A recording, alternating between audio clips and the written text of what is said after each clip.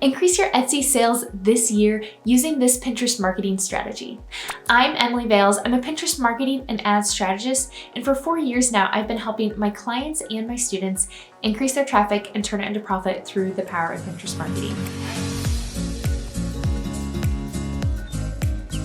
So you probably already know that as an Etsy seller, Pinterest is an amazing platform to be discovered. So it is a visual search engine. That means that people are going to the platform and they're looking for ideas, inspiration, and they have a problem and they are looking for a unique solution. And 97% of searches on Pinterest are actually unbranded. So especially as an Etsy shop owner, it is a great place to be discovered by your perfect audience. And it's so nice that you don't have to worry about competing with these big name brands, because as long as a pinner feels like you have their exact solution, then there's a good chance that you can convert that person into a loyal customer. Now, here's the Pinterest strategy that I want to share with you today. I want you to start creating multiple pins for each of your product listings. Now, I know that sounds pretty simple, right? But I recently was asked a question on one of my best performing YouTube videos, and the person asked, should I be creating a pin from scratch, or should I be saving that listing on Etsy? And that got my wheels turning, and I realized, oh, Etsy sellers might not realize that they shouldn't just save their listings on Etsy, but they should actually be creating unique pins. And what I mean by creating unique pins, I want you to use a platform like Canva, or you could use something else where you're essentially designing. I am an affiliate of Canva, so I always recommend tools I love and use daily to my audience. And Canva is a super simple way to do that pin design. So when you are creating pins on Canva, what that allows you to do is create optimized pins for Pinterest. So when you create those optimized pins, what you have the ability to do is make sure that the pins are vertical and the correct dimensions for Pinterest, which is the first priority. So you want to make sure that you have a 2:3 ratio or 1000 by 1500 pixels. And then the next thing that you want to do is you can add in your product assets. So maybe you have lifestyle images where you're using your Etsy product, or maybe you even have videos of your product. So all of those things can be really eye-catching to your audience, and that allows them to envision how they can use your product or whatever it is that you're selling in their life. Now, once you have added those assets, here's something else that is really helpful that you can do in Canva. You can actually add, and I highly recommend adding text overlay to those pins, because there's a few different things that that text overlay can do. The first thing, once you are creating those pins, that that text overlay can do is it can provide more context, and it's also a great place to add a hook, so to kind of catch your ideal audience's attention. And then it's also a really great place to include keywords. Keywords are huge on Pinterest because it is a search engine. So keywords are going to be how your audience discovers your content.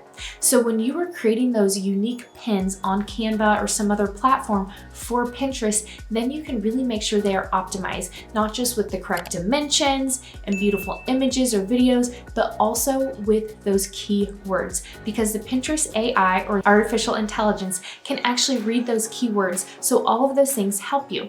Now, speaking of the Pinterest AI, another place that they can read keywords would be in your pin title and your pin description. And when you are creating those unique pins and then either uploading them onto Pinterest, or you could even use a scheduler. I am a proud affiliate of Tailwind. That is my preferred scheduler. You can add in those keyword optimized titles and descriptions.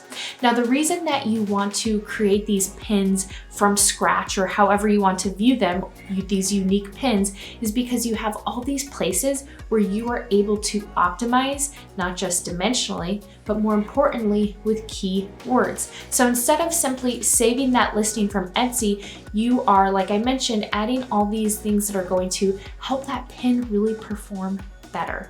So I want you to, step one, make sure that you are creating pins unique for each listing. So like I mentioned, you could think of that from scratch. Then step two, I want you to create multiple pins for each of your product listings. So when you think about that, if you have 10 product listings and you're creating at least 5 pins for each of those, that's 50 pins right there. So you can see that you can really optimize and get a lot more content out of just one product.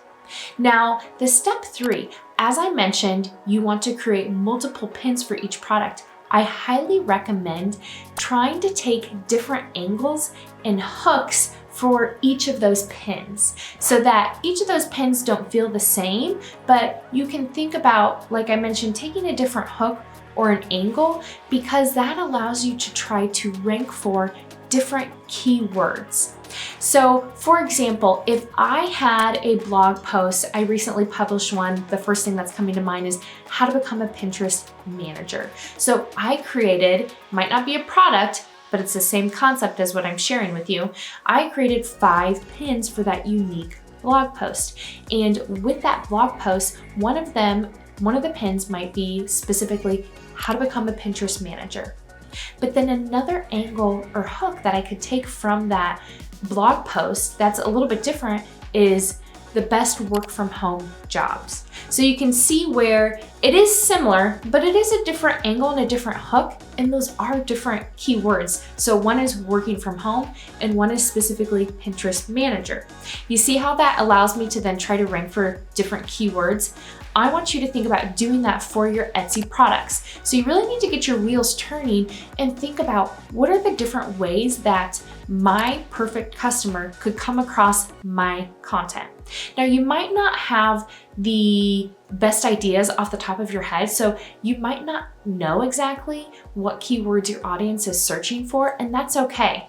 And I want to mention, platform to platform, the searches could vary as well because there's a different mindset. So Google, for example, is a search engine, but people aren't going there specifically thinking that they're going to see images or videos pop up. And on YouTube, you're getting videos to pop up. So you're looking for tutorials and something that you're going to watch. Whereas on Pinterest, it is visual and you might get images and you might get videos. So your keywords, what I'm getting at, might be a little bit different on Pinterest. So as you are creating these pins for your product listings, I really want you to think about going back to Pinterest and doing some keyword research. And if you aren't sure how to do keyword research, that's okay. I have you covered. I actually do have a YouTube video exactly on keyword research and how to do it for your specific niche.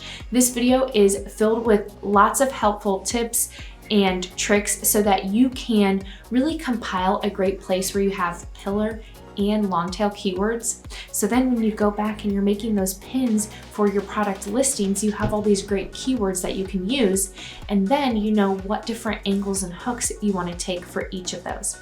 So I highly recommend creating multiple pins for each of your product listings and really try testing, taking those different angles and hooks like I mentioned. And be sure to always share, and I think you are going to see a great increase in your Etsy sales this year. Now, I want to encourage you to subscribe to my YouTube channel.